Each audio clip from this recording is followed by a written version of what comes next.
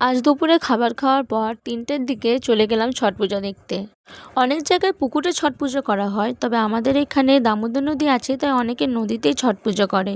তো আমি চলে এসেছি আবার নদীতে, কিন্তু আমার বান্ধবী আসার কথা ছিল, সে এখনও আসেনি। তাই আমি ওর জন্য অপেক্ষা করেছিলাম। তারপর চলে আসলো আমার বান্ধবী। সত্যি সত্যি বন্ধু বিনা প্রাণ বাঁচে না, সত্যি প্রাণ বাঁচে না। তারপর যেখানে পুজো হচ্ছিল সেখানে আমরা চলে গেলাম। সেখানে সূর্যদেব আর ছট মাইয়ার মূর্তি করেছিল।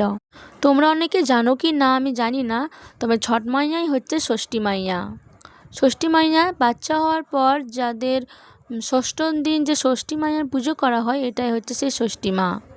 সূর্যদেব আর মা ষষ্ঠী হচ্ছে দুই ভাই বোন, তাই এই ছট পুজোতেই তাদের দুজনের একসাথে পুজো করা হয়। মহাভারতকালে দানবীর কর্ণ যেমন মাতা কুন্তির পুত্র ছিলেন, তেমন সূর্যদেবেরও পুত্র ছিলেন। তাই কর্ণ প্রত্যেক দিন সূর্যদেবকে যে জল অর্পণ করতেন, সেটা একটা উৎসব হিসেবে পালিত করা হতো।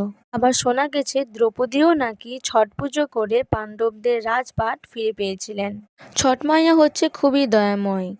ছট মাইয়ার পুজো করলে বা ছট পুজো করলে ধন সম্পত্তি এমনকি সন্তানও প্রাপ্তি হয়।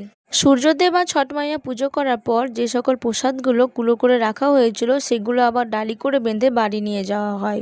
ছট মাইয়ার আটার ঠেকুয়া প্রসাদ আমাদের বাঙালিদের সত্যি খুব স্বাদ লাগে খাবার, তাই আমাদেরকে একটা করে বিহারি বান্ধবী বা বন্ধু করে রাখতে হয়।